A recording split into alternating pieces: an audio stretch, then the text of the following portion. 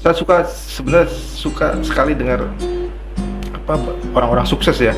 Saya suka dulunya gimana, sebenarnya nggak ada yang dulunya tuh enak. Nggak ada satupun orang yang sekarang sukses tuh ya kayak misalnya itu ada anak singkong gitu ya. Yeah. Semuanya merih. Iya. Makanya From zero to hero semua. Prima itu mungkin ada yang nyebut prima gitu. Bilang ke emaknya gitu prima. Jadi bismillah dengan dukungan teman-teman, ada Kopjas juga, ada Kopsa mendukung kami supaya kami bekerja lebih menjangkau lebih banyak lagi pasar-pasar yang ada di Indonesia. Ya, saat ini Kopmen ada di 162 pasar. 162 pasar dengan sekitar 7.000 lebih Pak ya anggotanya. 7.000 lebih anggotanya. Mitra. Jadi kita kalau mitra. Kopmen itu udah mitra, harus dagang. Iya. Kalau mau jadi anggota yang Jadi bukan 162 gerai lagi Pak, tapi 7.000 lebih gerai. Iya.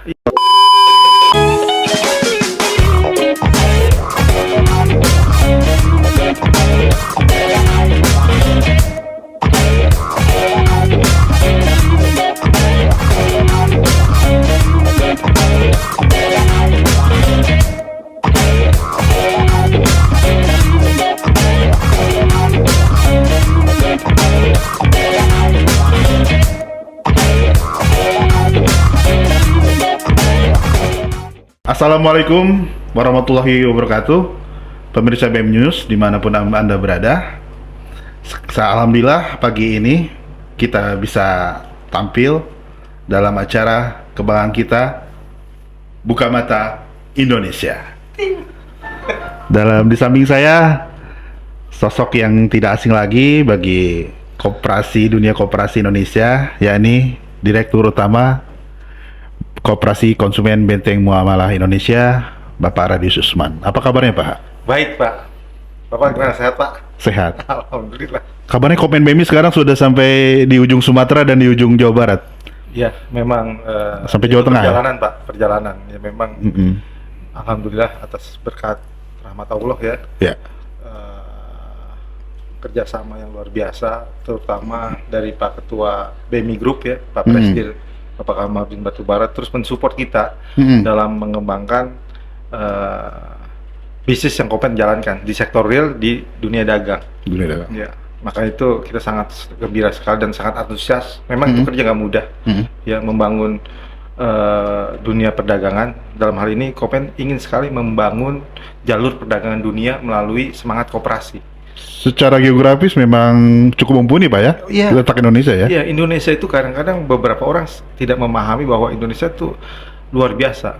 Kalau pernah dengar Pak Mardigu tuh ngomong luar biasa geopolitik itu. Saya suka baca apa TikToknya apa. Ya memang benar.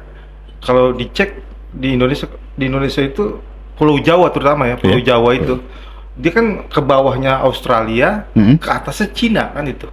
Ya kan di tengahnya itu ada, di dekat situ ada Singapura. Makanya Singapura itu jadi pelabuhan poros kekuatan dunia terutama di ASEAN, dia poros tuh.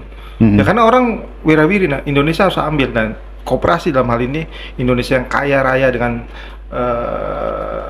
budaya, sumber daya alam, ini harus ngambil peran.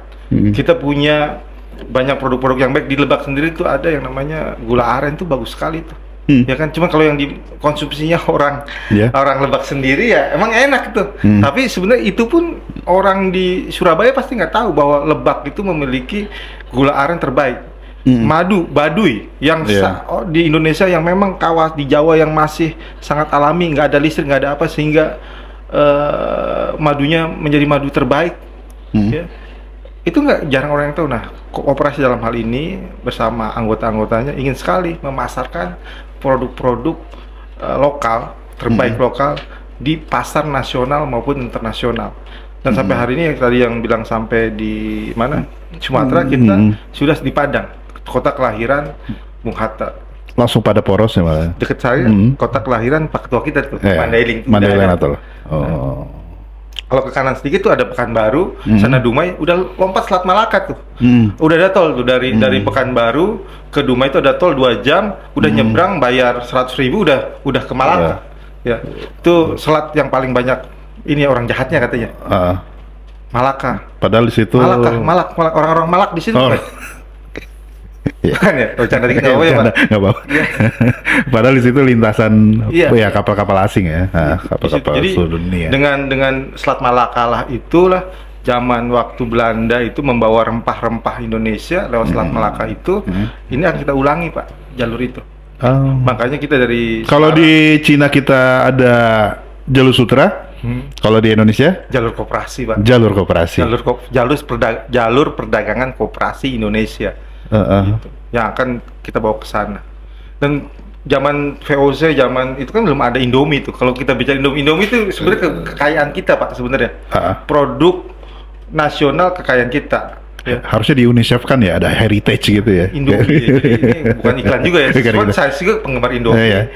Kopen juga punya sektor makanan minuman, di bawahnya ada usaha makanan. Kita ingin sekali mengenalkan Indomie ke luar negeri, karena kita kalau jalan-jalan tuh pasti suka bawa Indomie, umroh apa kan suka bawa Indomie tuh. Katanya sana udah ada, ya kan? Ke Eropa nyari Indomie harganya luar biasa, padahal di sini 3.000 aja udah kenyang gitu. Itu kayak kita, nah ini dan di Indomie ini kita lagi ada program namanya Mi TikTok tuh. Mi TikTok. Ada menunya, tapi nggak di endorse sama TikTok kan, Pak? Nggak di endorse. Namanya Mi TikTok itu enak banget. Rempah-rempah asli Indonesia tuh, bawang merah, bawang putih kan terkenal tuh, sampai ada cerita itu kan rempah-rempah bawang merah, bawang putih di blender terus campurin, itu enak banget. Nah kita ada tuh di KRB di Gerai Tangerang Gemilang ya, di daerah. Jadi bagi harganya juga terjangkau sama saku-saku. Itu berapa Mbak? Harganya sih kalau di luar negeri bisa 200.000 Pak. Luar negeri bisa 200.000. Kalau di sini kita lagi ada promo 5.000 Pak. Cukup 5.000 bisa menikmati. Nggak sampai $1 Pak ya? Nggak sampai, sepertiga malah. Sepertiga. Ya itu buat kita siapin gratis tuh buat pelajar ya. Ya 1.000 porsi gratis tuh kita coba bulan ini. Itu promo Pak? Promo Pak, kita promo supaya orang tahu Kopi Rindu Benteng. Di situ ada sekolah juga, ada kawasan pabrik. Nikmatin mie TikToknya KRB. Sambil lihat ada tulisan kafe milik koperasi yang ada di situ. Ini kan ada tuh, sampai gelasnya juga ada tuh KRB tuh. Oh iya. Kopi Rindu Benteng, sambil ngopi, sambil makan mie, sambil ngobrol tentang koperasi. Tentang koperasi, kopi. Ya, ngobrol tentang koperasi. Iya benar kan, ngopi dulu lah kalau gitu. Siap.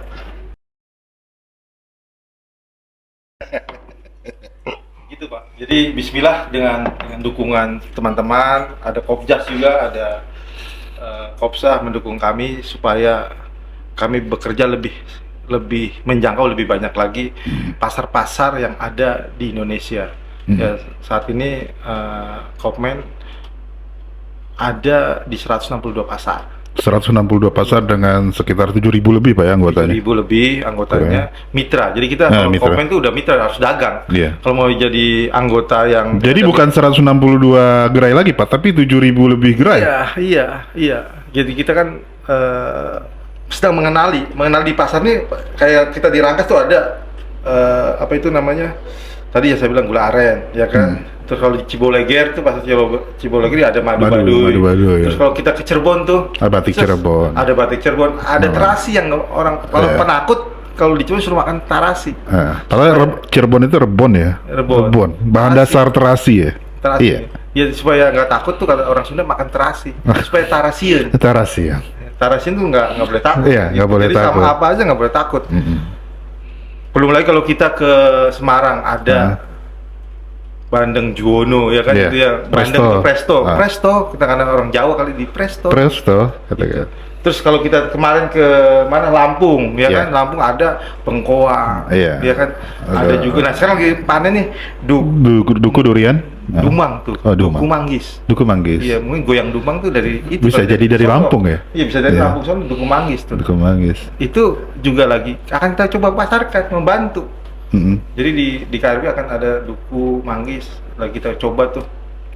Atau jadi antar perdagangan antar pasar Indonesia aja luar biasa, karena Indonesia negara pasar. Jadi walaupun diterpa krisis apa juga kuat harusnya, karena Indonesia negara pasar. Bayangkan ada pasar Senen, pasar Rebo, pasar Jumat, pasar Kaget juga ada semua. Pasar hari-harian, pasar malam. Indonesia banyak banget. Itu negara pasar. Cuman ya kita harus dimain di pasar. Siapa yang menguasai pasar? Kalau dulu siapa yang menguasai Jawa? Sektor produksi, ya kan, dia akan menguasai. produk driven. Tapi sekarang sebenarnya siapa yang menguasai pasar, dia akan menguasai dunia, Pak. Karena dalam supply chain itu pasar ini sebagai motor penggeraknya, Pak. Iya. Jadi ya kedua, kalau kita bisa menguasai sektor produksinya sama pasarnya, dari hulu ke hilir ya. Ya itu. Jadi kita kuasai pasarnya, terus kita kolaborasi dengan produsennya, produksinya, udah sangat luar biasa. Karena kalau tahu ya tentang retail sekarang paling besar Alfamart itu, dia kan menguasai duanya, Pak. Iya. Di pasarnya dia keluar banyak outlet, dia punya produksi. Kan banyak yang bersaing kalah sama itu ya. Saya sebut nama dulu pernah 7-Eleven. 7-Eleven, Di Jepang Sevel ya. luar biasa, kalau jalan-jalan pasti 7-Eleven, Lawson, sama tiap persimpangan ada ya, di sana. Ada tuh. Ya, di Indonesia kan kalah, tutup, Pak. Karena dia menguasai. Alfamart, Indomart tuh punya produk. Dua waralaba ini ya. Iya, punya. Karena dia kebutuhan dia pasar, ada kebutuhan produksi, dia harus pasarin sesuai pertumbuhan penduduk. Ya kan, dia akan buka terus tuh. Nah, itu kan udah kekuatan luar biasa. Itu contoh yang asli Indonesia, kita terlepas dari ini contoh yang baik ya. Nah, koperasi harus bisa seperti itu. Kuasai pasarnya. Dan kalau cerita saya sebenarnya suka sekali dengar orang-orang sukses ya. Saya suka dulunya gimana, sebenarnya nggak ada yang dulunya tuh enak. Nggak ada satupun orang yang sekarang sukses tuh ya, kayak misalnya itu ada anak singkong gitu ya. Semuanya merih. Makanya from zero to hero. Prima itu mungkin ada yang nyebut prima gitu. Bilang ke emaknya gitu, prima. Jadi akhirnya dia harus terhadap ini tekanan hidupnya. Tekanan hidupnya, perjuangan, Pak. Karena dia baca hampir semua, bahkan Colonel Sanders yang Kentucky itu enak. Itu kan zaman waktu ngenalinnya luar biasa, Pak. Dimarah-marahin. Nggak tahu kan ceritanya Colonel Sanders dimarah-marahin. Dimarah-marahin waktu bikin itu resepnya karena itu gunain minyaknya banyak banget. Nggak ada yang tahu itu. Taunya sekarang Sanders itu pakai minyaknya kan banyak. Kalau sekarang tuh siapa yang nggak kenal KFC ya? Belum. Kalau sekarang terus dia kenal KFC, dia harga minyak naik tuh. Wah, dipukulin, Pak. Dipotong-potosan. Padahal dibalik dengan minyak yang banyak, dia akan bisa menghasilkan fried chicken yang renyah, yang gurih. Itu main minyak, Pak, sebenarnya. Nah, langkah-langkah yang nggak biasa. Dulu nggak pernah orang pakai minyak banyak, nggak seperti itu. Jadi nggak ada satu, termasuk Pak Ketua juga sebenarnya perjalanannya ya, saya tahu persis ya perjalanannya. Ya nggak ada yang mudah. BMI mungkin perjalanannya luar biasa. Nah, Kopmen sama Kopjas yang baru tahun ini, Kopmen ya banyak belajar dari perjalanan dan sangat mengajarkan bahwa nggak ada satupun pencapaian yang dilalui dengan cara mudah. Semuanya itu banyak tantangannya. Ini menarik kan, Pak ya, di tengah 2019 udah mulai beroperasi Kopmen, kemudian 2020 mulai diterpa lagi dengan corona. Kemudian 2021 sama halnya, kemudian 2022 akhir 2021 udah mulai ada pemulihan. Ini kemudian menciptakan inovasi yang namanya BMI Point seperti Bapak ceritakan ini kan. Artinya dari sebuah tekanan yang menjepit kita sebelumnya, kemudian dia akan melantingkan kita ke atas. Kan seperti pegas dia itu kan. Jadi ada filosofi kalau kau ditekan, terima saja. Tapi kemudian rasakan dulu. Tapi setelah itu selesai, dia akan melanting ke atas. Harus digoyang dulu, Pak. Harus digoyang dulu kan. Iya. Dan melakukan manuver-manuver bisnis yang baik tentunya, Pak ya. Kopmen BMI kan. Seperti BMI Point kan itu sudah mulai hampir merata Jawa Sumatera, udah kayak jalur bis Sumatera kan. Panjang sekali ini. Ada tol ya, terima kasih buat Pak Jokowi sampai, kalau nggak ada tol sampai Palembang mungkin bisa makan sehari lebih. Ini kan pagi subuh berangkat, jam sore udah bisa sampai sono, Pak. Sebenarnya negara juga harus belajar ya, jangan dulu buat tol ya, tapi buat dulu infrastruktur yang ada ya. Udah bener sih. Kalau saya nggak mau nyalain sama-sama. Ini cut ya. Jadi cerita tentang Ibon, tentang itu sebenarnya kita belajar dari Kopmen seri 2019 sampai 2021. Ya, kita menutup Migros kita. Kita mengalihkan dengan berkolaborasi dengan UKM atau anggota kita yang pedagang. Itu ada programnya, Pak ya? Iya, kita kenapa kita melakukan kolaborasi? Karena semangat koperasi itu kolaborasi. Ya.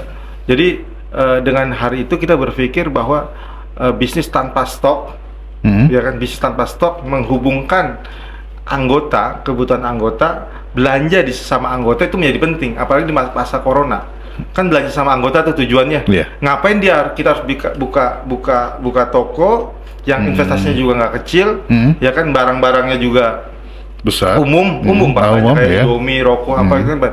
Kenapa nggak kita arahkan aja anggota itu belanja di warungnya sendiri?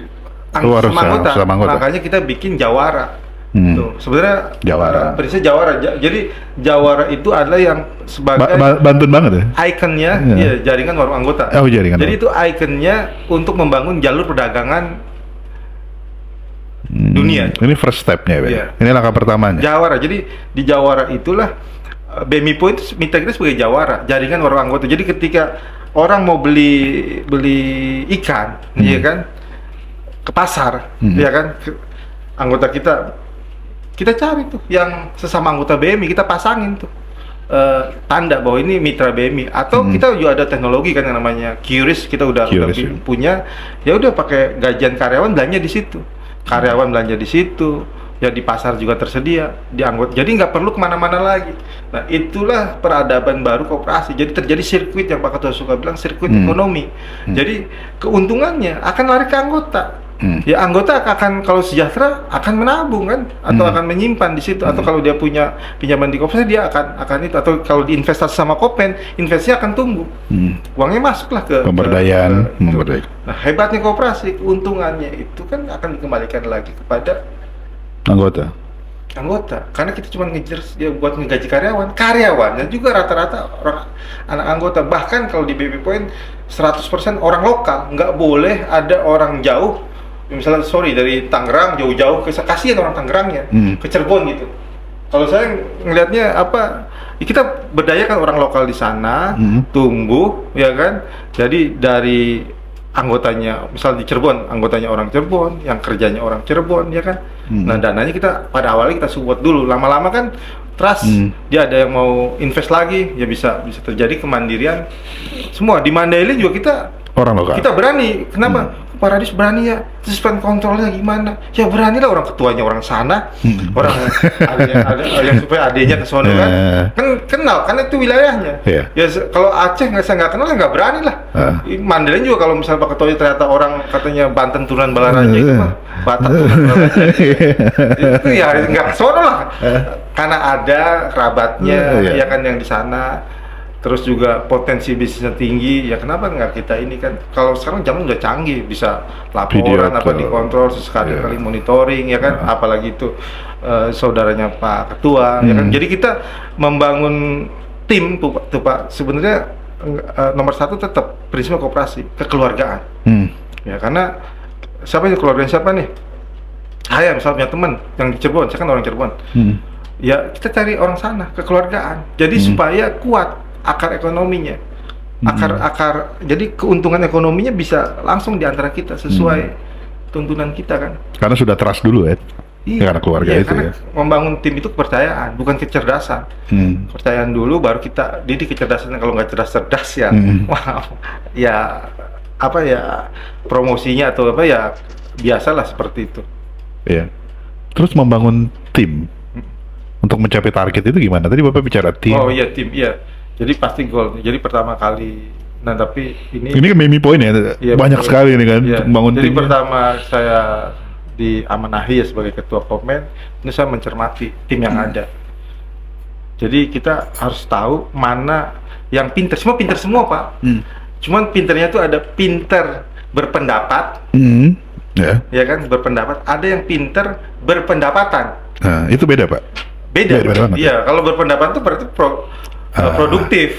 Tapi kalau berpendapat juga produktif, cuma produktif dalam pemikiran. Belum jadi cuan. Padahal gaji kita itu pakai duit, Pak. Gaji itu pakai duit, bukan pakai omongan, bukan pakai pendapat. Ya, perusahaan tutup bangkrut tuh karena pendapatannya nggak mencukupi biaya yang ditetapkan. Perusahaan tutup karena banyak pendapat ya, Pak. Ada perusahaan banyak pendapat, banyak juga. Ya kan? Itu. Jadi kita mana nih? Kita bikin KPI-nya. Makanya ketika kita bikin pertama, kita langsung gaji, insentif, fasilitas berbasis produktivitas. Ya, jadi gaji yang diterima, insentif yang diterima, kalaupun ada fasilitas berbasis produktivitas. Kalau dia bisa mengirimkan profit margin kepada koperasi ini, yang nggak ada bicara mahal. Gajinya 5 juta, 6 juta, 7 nggak ada mahal. Yang mahal itu nggak punya duit, nggak punya pendapatan. Rokok aja tuh 25.000, mungkin mahal Pak. Kalau nggak punya duit mah. Kalau kita kalau punya duit ya biasa aja. Habis ngerokok udah tinggalin sih. Ya karena relatif namanya mahal itu. Nah, terus kita bangun itu. Jadi gaji insentif. Nah, kita juga bangun pengawasan yang kuat, Pak. Tapi pengawasan dalam artian kita membangun kode etik dulu nih. Ini penting. Jadi pertama kita harus bikin kode etik. Kode etik Komen BMI. Kode etik ini sangat penting. Banyak perusahaan level internasional ya nomor 1 menjaga itu. Nah, kita pengurus sama pusat karena pusat itu bukan fungsi bisnis. Yang fungsi bisnis ada di divisi. Dan karakternya beda-beda. Core bisnisnya ada di divisi. Divisi kan yang menghasilkan duit kan ada divisi toko bangunan dan elektronik, ada divisi makanan minuman, ada BMB Point tadi yang bukan jalur. 3 ini kan yang fungsi bisnis dapat duit. Nah, yang di atas tuh fungsi pengawasan, administrasi dan pendanaan, Pak. Dapat duit juga kalau nggak bisa dikerjain jadi rugi, jadi beban. Ya kan? Nah, ini harus kuat. Nah, artinya bisa jadi salah satu divisi kalau yang luar biasa, kalau dia profitnya bagus, ya kan, bisa dia lebih gede insentifnya. Karena terakhir waktu kita masih di awal-awal ya, bahkan terakhir itu masih 3 bulan yang lalu, gaji kita pangkas 60%. Top manajemen tapi ya, top manajemen. Wah, Pak. Ya kalau misalnya nggak mau dipangkas, mau gaji dari mana? Ketika minus itu kan makan ini Pak, makan modal. Seperti itu membangun tim Pak ya? Koperasi kalau dia minus, itu pertama kalau nggak makan simpanan pokok wajibnya anggota, ya makan utangan. Karena nggak profit. Ya kita pangkas Pak 60%. Top manajemen. Ya kalau pada nggak mau ya panjang tuh rapatnya gitu. Tapi alhamdulillah tim kita solid. Ada direktur keuangan dan SDM-nya itu namanya action, dia itu namanya action. Jadi apa kalau rapat action dia. Action kan kalau saya suka bilang fokus, fokus dia mah action dia kan namanya Ahyadi itu action harus ya saya aja Pak. Jadi pokoknya saya bilang kan kita ini kalau bisnis pertama kuncinya fokus, rajin, disiplin, fokus. Rajin tapi nggak disiplin. Radis tahu ya? Itu rajin, disiplin, fokus. Nah kata ditambah itu. Tapi kalau nggak action mah percuma Pak katanya. Iya dah. Nah itu memang banyak tuh yang tadi yang berpendapat tapi nggak berpendapatan karena dia ngasih teori-teori Pak. Iya kan? Nah saya nggak mau teori-teori itu berpendapat bolehlah di ini. Tapi ketika udah jadi divisi itu nggak ada teori lagi. Harus action karena dia time is money. Iya kan? Itu. Balik lagi ke BMI Point Pak. Kita bicara lagi pemasaran produk lokal. Saya lihat Anda sering kesana sini bawa peci ya. Peci ini. Ya, ini peci luar biasa nih peci ini. Udah sampai Mandailing, banyak yang pesan juga di Padang tuh.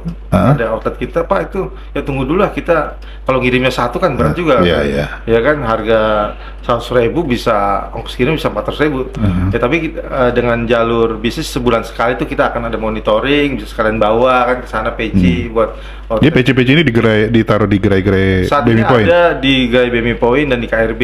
Ya, jadi ini peci bambu asli Tangerang. Peci bambu. Jadi ini dan Indonesia itu kan kaya bambu banyak.